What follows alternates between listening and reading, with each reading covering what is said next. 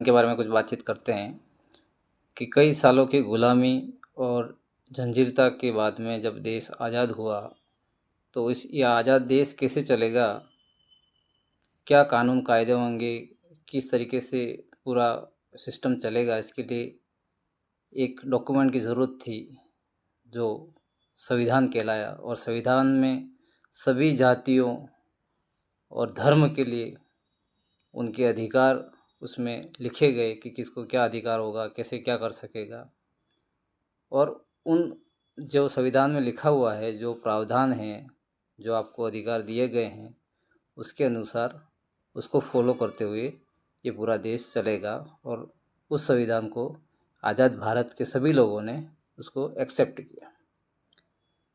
अब किसी के साथ में कोई अत्याचार हो रहा है, अगर संविधान में कोई चीज़ लिखी हुई है, उसका अधिकार है और उसको नहीं मिल रहा है, तो उसके लिए वो अलग अलग अथॉरिटी के पास में जाके स्टेप बाय स्टेप अपना अधिकार को लेने के लिए वो प्रोसेस कर सकता है।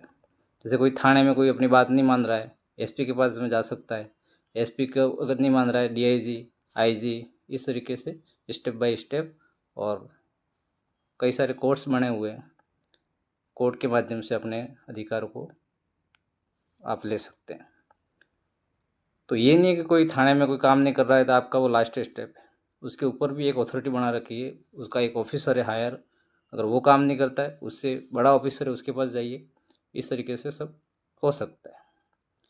और दूसरा ये है कि लोग को ये कहते हैं कि हम गरीब हैं, तो कोई कम्युनिटी, एक व्यक्ति अगर कोई बात होती है सबके लिए होती है, तो सब इकट्ठे होके चंदा करके और अपने अधिकार को प्राप्त कर सकते हैं। इस तरीके से हमें अपने अधिकार को लेना है। लोग आंदोलन करते हैं, आंदोलन एक लास्ट स्टेप है, लेकिन जो संविधान में अधिकार दिए गए हैं उनको लेने के लिए हमें जो प्रोसेस फॉलो करनी पड़ती है उसको करनी चाहिए। Thank you.